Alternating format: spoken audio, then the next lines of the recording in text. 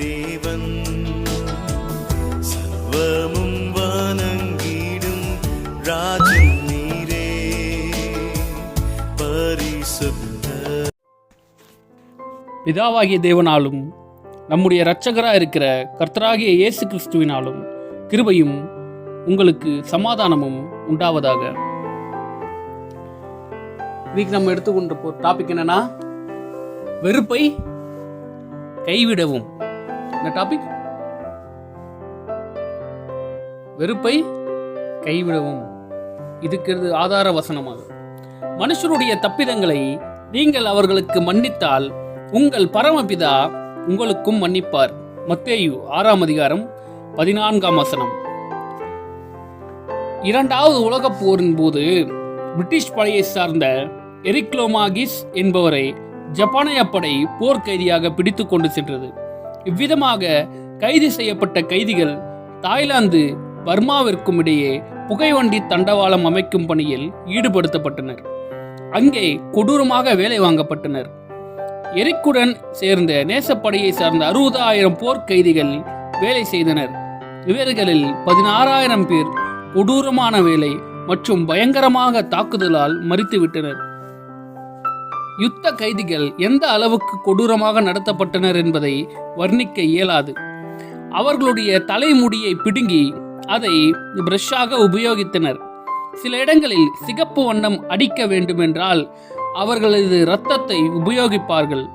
வியாதி, பட்டினி, உடன் சகோதரர்களின் மரணம், அதையெல்லாம் 3.5 ஆண்டுகள் சமாளித்து 1940 எரிக் விடுதலையாகி தாய்நாடு திரும்பினார்.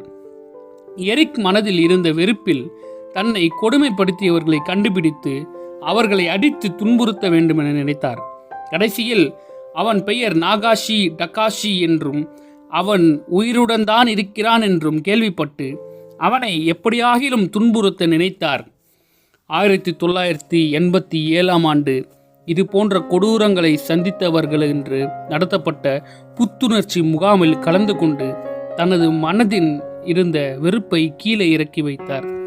அதற்கப்புறம்தான் அவன் மீதுள்ள வெறுப்பு நீங்கிற்று. பின்னர் 1998 தாய்லாந்தில் இருவரும் ஒருவரை ஒருவர் சந்தித்தனர்.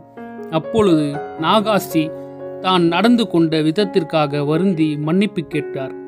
அன்று முதல் இருவரும் நண்பர்களானார்கள். எரிக்கின் மனதில் சமாதானம் நிலவியது. வெறுப்பை கைவிட்டால் மன்னிப்பது சுலபம். யார் மீதாவது உங்களுக்கு வெறுப்பு உள்ளதா? வெறுப்புடன் வாழ்ந்து கொண்டிருந்தால் நமது சமாதானத்தையும் இழந்து விடுவோம். மன்னிக்கவும் முடியாது. மனதிலிருந்து வெறுப்பை கீழே இறக்குங்கள். தெய்வீக சமாதானத்தை பெற்று இன்பமாக வாழுங்கள். ஆதார வசனம், மனுஷருடைய தப்பிதங்களை நீங்கள் அவர்களுக்கு மன்னித்தால் உங்கள் பரமபிதா உங்களுக்கும் மன்னிப்பார். மத்தேயு 6:14. வெறுப்பை கைவிடவும். ஆமென்.